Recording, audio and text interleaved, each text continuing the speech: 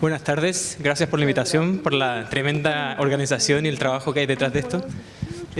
Hicimos un pequeño cambio porque inicialmente íbamos a hacerlo a medias, pero nos dimos cuenta que la logística se iba a complicar, así que yo les voy a dar esta charla. Bueno, esto va a ser acerca de los planes de seguridad, cómo se plantean los planes de seguridad, para qué hacemos planes de seguridad y cómo todos nosotros, desde nuestra distinta perspectiva, nuestros campos en particular, podemos contribuir a crear estos planes. Lo primero es definir qué son los planes de seguridad de agua. Ahí está la definición que ustedes la pueden obtener aquí esto es la Organización Mundial de la Salud, esto es lo oficial, ¿okay? Entonces son maneras efectivas en que nosotros garantizamos el suministro de agua potable a la población, y esto está siempre basado en la salud. O sea, lo que buscamos es proteger la salud. Entonces los planes son las maneras en que nosotros aseguramos ese objetivo, ¿okay? Entonces, para eso, esto se basa, lo tengo aquí en un esquema, en hacer un análisis del peligro primero y luego del riesgo. Y lo importante de esto es que tiene que ser un análisis que se haga a través de todo el recorrido, desde la captación del agua, desde la fuente, hasta el consumidor. O sea, es algo que recorre todo, pasando por el tratamiento en caso de ser necesario, por la red de distribución, que también se tiene que monitorear y se tiene que controlar, y finalmente al consumidor. Perfecto. El rojo es el láser, ¿no? Bueno, entonces, como mencioné recientemente, el primer objetivo de esto es la protección de la salud. Eso no hay que perderlo de vista porque para allá vamos, ese es el objetivo. Entonces, lo que buscamos es, idealmente, minimizar la presencia de contaminantes en la fuente primero, luego, en caso de ser necesario, reducir o remover los posibles contaminantes que estén presentes a través de distintos procesos de tratamiento que se ajusten a la naturaleza del contaminante. También en algunos casos aplica la prevención. En muchos casos se puede optar por una fuente u otra, entonces siempre si se puede prevenir es mejor tomar esa alternativa de la red de distribución. Por ejemplo, en las zonas rurales muchas veces donde hay plantaciones y donde hay fuentes de contaminación que vengan de la ganadería, si la red de distribución no está protegida versus estas posibles fuentes de contaminación, no importa mucho lo que se haga antes, porque al usuario finalmente lo que le va a llegar es un agua que quizás tenga mucho nitrato, por ejemplo. Entonces no basta con los pasos anteriores, sino que hay que seguir el recorrido hasta el usuario final. Entonces esto no se puede perder de vista en ningún caso. O sea, tenemos compañías pequeñas, cooperativas, tenemos compañías grandes. Esto aplica para todas por igual. Es una práctica que se debe establecer y se debe mantener en todos los distintos tamaños de compañías y de suministros de agua. El contexto de esto, o sea, la forma en que se trabaja, es, en primer lugar, la caracterización o identificación del peligro. Esto es algo netamente técnico, o sea, es decir, aquí tenemos una contaminación que excede la norma, por tanto, eso es técnico, no tiene ningún juicio, no estamos considerando la población expuesta, no estamos considerando nada de tratamiento, es solo el dato. Luego viene la caracterización del riesgo, y ahí se complica un poco más la cosa porque está la cosa de distribución territorial, cuánta gente está expuesta, cuánto es el nivel de consumo, y una vez que uno considera todas estas variables llega a un número mágico que es la probabilidad de riesgo de exposición al contaminante. Y una vez que uno define estas dos cosas, se pueden establecer medidas para lidiar o para tratar este problema. En primer lugar vienen las medidas de control, que tienen que ver con medición, tiene que ver también con la caracterización. Luego viene el monitoreo en caso de que nosotros ya establecimos una medida de control. En caso, esto hay que evitarlo a toda costa, pero en caso de ser necesario también vienen medidas que tengan que ver con cómo tratamos la emergencia. O sea, en caso de que alguien se equivoque en esto, porque ha pasado en la historia, por ejemplo en Bangladesh, que ya lo vamos a ver en algunas diapositivas, una vez que ya se cometió una falta y la gente se expuso, se tienen que implementar planes de emergencia, que idealmente tienen que estar establecidos anteriormente para no tener que estar improvisando nada. Y esto se tiene que publicar. O sea, no nos sirve de mucho mantener esto en cuatro paredes y que nadie se entere, porque si la información no sale, si no se reporta, si no es transparente, en el fondo se genera desconfianza, se genera falta de comunicación, que al final lo único que produce es división y que la mantención de estos planes sea más difícil en el tiempo, porque todos tenemos que aportar. Bueno, volviendo un poco hacia atrás, para no perder de vista, yo les dije que la salud es lo más importante. Y esto no es establecido arbitrariamente por un gobierno, sino que es una cosa mundial, es un objetivo que está establecido como lo mencionaron anteriormente, las metas del año 2030. Y en el mundo, para ponerlo en perspectiva, para que no digan que, porque de repente uno tiende a ser un poco negativo, ¿no? Dice, no, aquí todo funciona mal, aquí la gente tiene mala agua. Pero si lo ponemos en perspectiva, en el mundo esto está mal. O sea, no es solo aquí. Tenemos 1/3 de la población del mundo que tiene problemas de agua. Ahí tienen el número, o sea, 785 millones de personas. La cosa se complica un montón, porque aquí no se trata solo de lo técnico, no se trata solo de saber que tenemos mala calidad de agua, también se trata de entender otros factores que pueden jugarnos en contra, como lo es la escasez de agua, sobre todo en un escenario de cambio climático. En muchas regiones del mundo está lloviendo menos que antes y eso afecta la calidad de agua, afecta la cantidad de cuánto podemos extraer, cuánto puede ser el caudal que estamos extrayendo. Y también tenemos el tema de la sanitización de las redes, por ejemplo, de cloacas, de cómo nosotros tratamos los residuos, cómo tratamos, por ejemplo, si tienes una planta de agua servida, ¿dónde va eso? ¿Dónde va a parar? Si es que de alguna manera vuelve a entrar al circuito, si vuelve a entrar al sistema, en realidad está fallando el sistema, etcétera. Y algo que controla, que está por encima de todo esto, es el objetivo. ¿Okay? Nosotros tenemos estos factores y lo que tenemos que apuntar es a cumplir con el objetivo que está basado en la salud. Sin perder de vista, por supuesto, que lograr ese objetivo involucra hacer un análisis de costo, involucra una inversión e involucra hacerse cargo de esa inversión. No basta con hacerla y dejarla por ahí que se llene de polvo, sino que hay que estar monitoreando, hay que estar manteniendo esa inversión. Ahora vámonos a lo específico. En el caso del arsénico, ¿cómo nosotros podemos plantear un plan de seguridad de agua? Primero, ¿por qué lo hacemos? Porque en el mundo hay millones de personas, más de 150 millones de personas que están expuestas a concentraciones elevadas de arsénico. En el caso latinoamericano no nos quedamos muy atrás. Tenemos, algunos reportes dicen que 14 de 20 países latinoamericanos sufren de problemas de arsénico. O sea, hay alguna población expuesta en 14 de los 20 países de Latinoamérica. Y lo complicado de esto es que no hay una solución única. Aquí no se trata de implementar, no sé, un mecanismo que le funcionó al vecino en otra localidad porque probablemente sea distinto. Aquí hay un esquema que es una forma de idealizar estos planes de seguridad, ¿cierto? Por este lado tenemos el target, tenemos el objetivo, ¿cierto? Y nosotros, sin perder de vista el objetivo, empezamos a hacer nuestro análisis, nuestro estudio de riesgo, estudio de peligro y de riesgo. Y aquí están algunas de las cosas que hay que considerar. Tenemos, hay algunas variaciones en algunos lugares que dependen de temporada, eso es un factor. Hay algunas cosas que dependen del cambio climático, otro factor.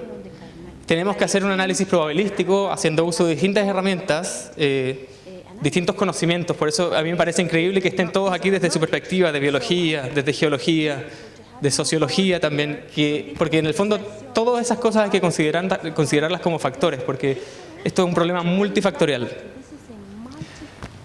Entonces nos vamos hacia este lado del esquema, en que están las tres partes, los tres bloques que componen un plan de seguridad. Esta es como la base de todo.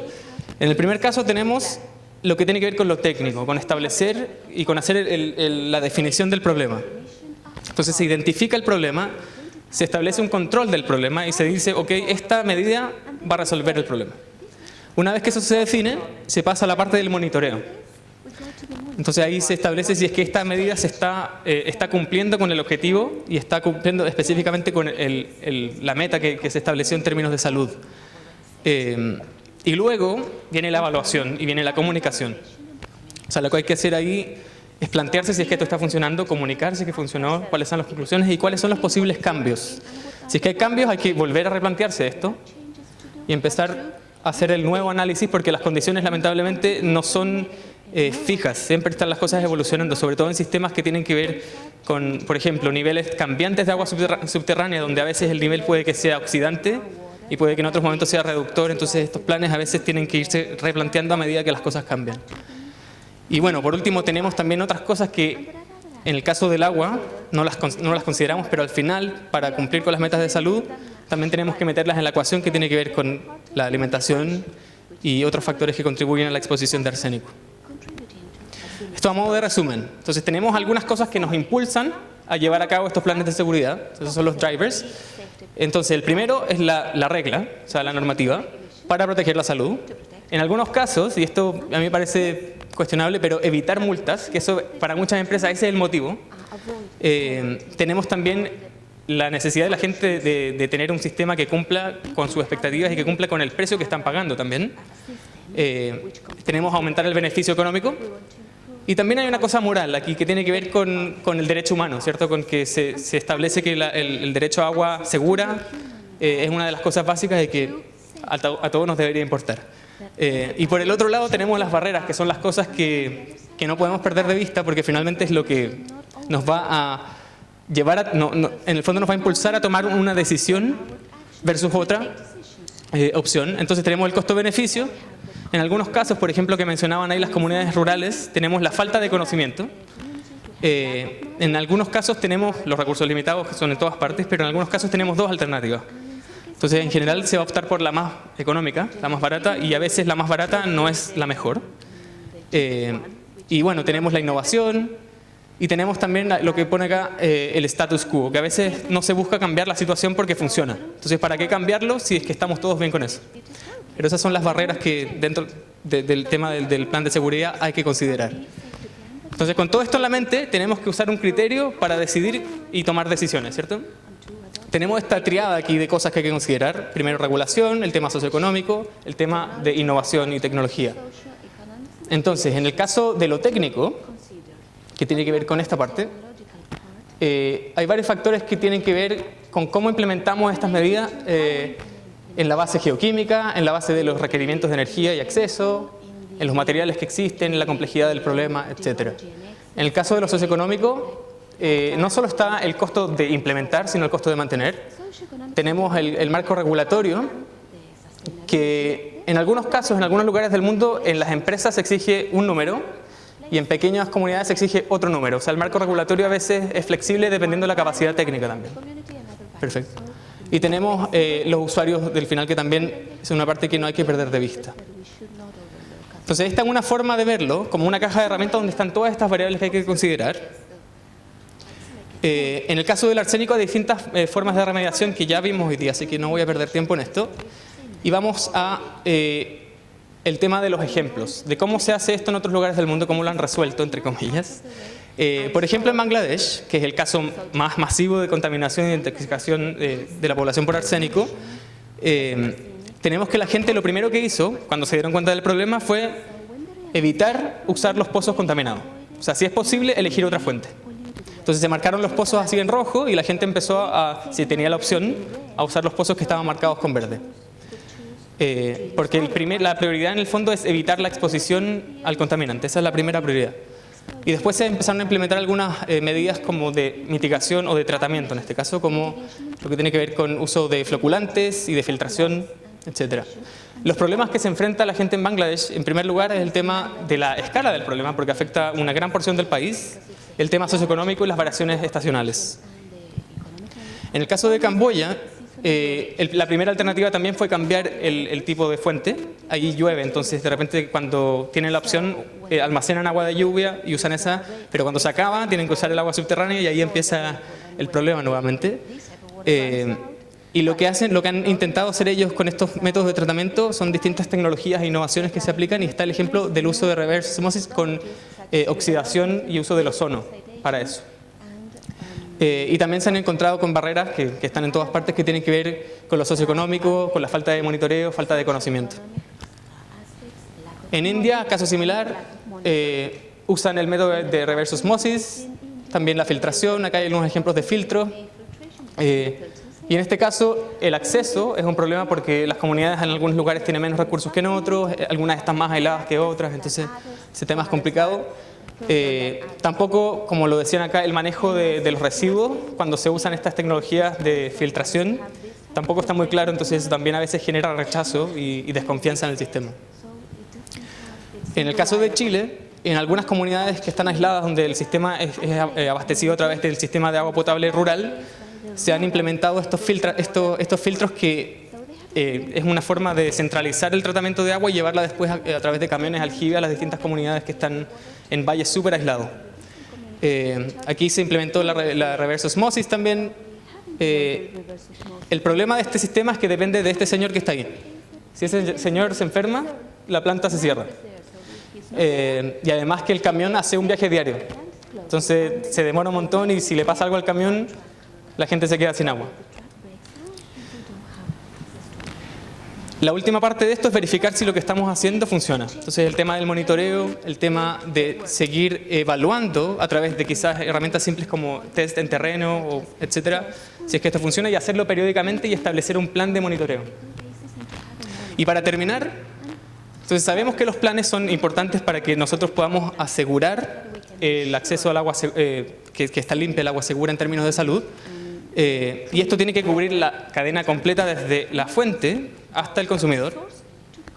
El proceso de toma de decisiones es bien complejo y yo creo que ahora, esta tarde, vamos a tener una oportunidad única de discutir acerca de esto y desde cada perspectiva, porque obviamente yo he visto la discusión, me he quedado callado, pero he visto la discusión y me parece interesante ver que en realidad la desconexión entre lo que hace uno y otro es muchas veces la barrera que impide que se lleguen a acuerdos que permitan realmente solucionar los problemas, ¿cierto?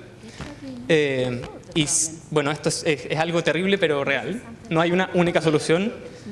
Entonces hay que seguir trabajando, hay que seguir investigando, hay que seguir yendo a las localidades más aisladas a ver cuál es su problema, hacer un monitoreo y determinar cuál es la medida que a ellos se aplica en términos de costo-eficiencia. Eso es. Muchas gracias.